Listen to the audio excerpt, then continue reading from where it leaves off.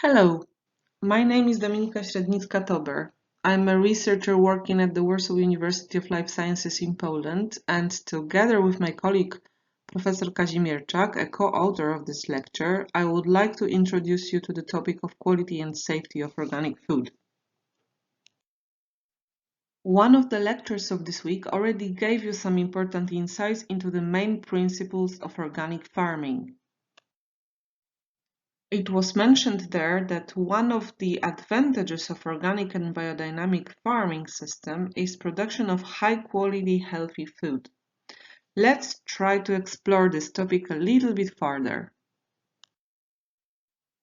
We should be aware that there is a number of factors that can affect the quality of raw food materials as well as processed food products.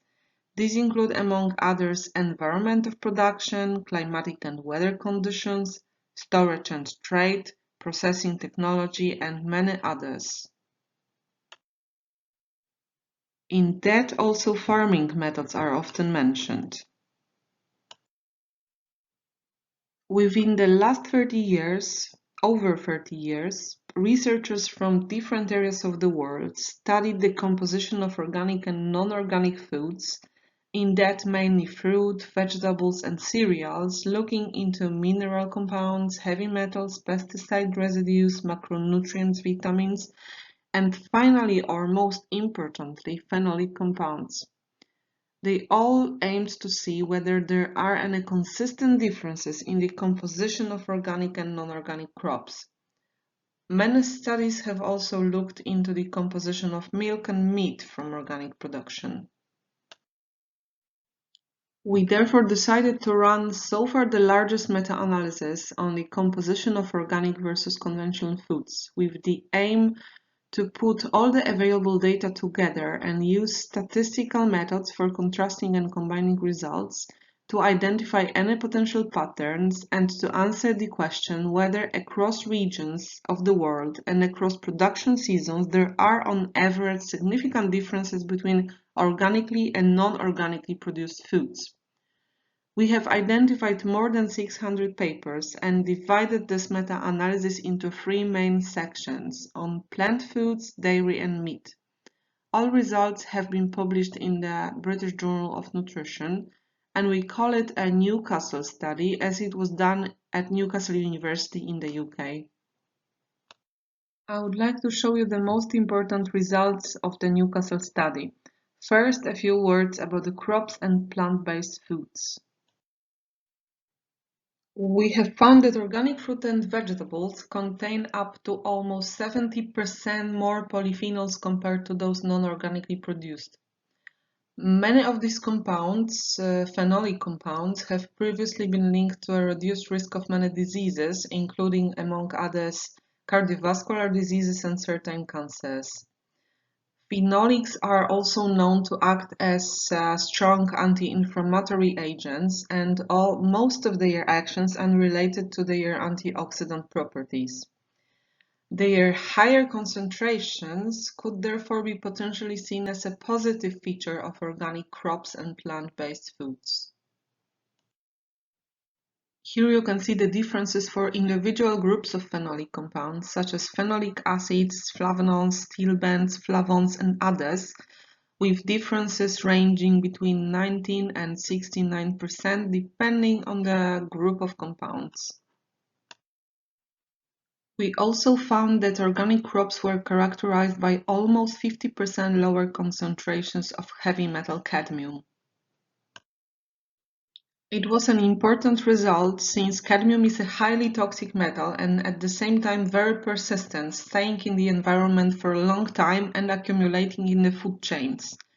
And after looking in the literature, it appeared clear that cadmium is often present in phosphorus fertilizers used in conventional farming, and this is the main reason why it is found in higher concentrations in conventional crops. This is the next, maybe one of the most important outcomes of the meta-analysis. We found that the incidence of pesticide residues detection was much higher in conventional fruit and vegetables, In fact, more than 40% of conventional crops and around 10% of organic crops were contaminated with detectable pesticide residues. And when we look at fruits, almost 75% of conventional samples contained detectable residues. Even though in many cases the levels of contamination were low, it's very difficult to look into all possible combinations of active substances that we consume with everyday diets and their potential synergistic or cumulative effects. So the safest way is to avoid contamination even at low doses. Now a few words about the most important results of the meta-analysis on organic and non-organic animal products. Composition of milk, similarly to the composition of crops, depends on many factors, including genetics, physiological factors, and the environment. However, feeding strategy is known to be one of the most significant of them. Meta-analysis confirmed that organic milk compared to the conventional milk contains on average around 50% more beneficial omega-3 fatty acids and 40% more rumenic acid, which is a natural CLA isomer. Organic milk contained also on average more iron, natural vitamin E isomers and carotenoids, but less iodine. Rumenic acid, found in higher concentrations in organic milk fat, is known to be a strong anti-inflammatory agent, preventing cancers and suppressing atherosclerosis. Omega-3 fats also have anti-inflammatory potential and act as anti-cancer, anti-aging, and cardioprotective agents. They are also crucial in the development of brain and nervous system as well as its functioning. The vast majority of the consumers do not reach recommended intake of these fatty acids in their regular diet. In the case of meat, there was not enough data to carry out meta-analysis separately for each animal species. However, the analysis carried out for all species together has shown less saturated fats and significantly more polyunsaturated fatty acids and omega-3 fatty acids in organic meat.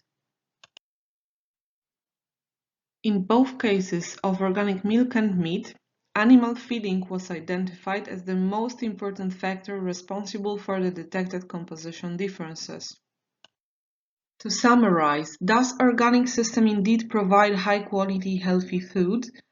Altogether, we can say that there is surely an evidence that on average, across seasons and production regions, organic plant-based foods are richer in health-promoting phenolics, much less frequently contaminated with pesticide residues, and contain less cadmium, while organically produced meat and milk present beneficial fatty acid composition, and organic milk is richer in some vitamins and iron.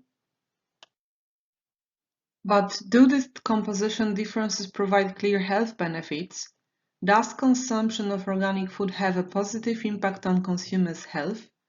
I'm looking forward to telling you more about it in week 4 of our e-learning program. Thank you very much for your attention today.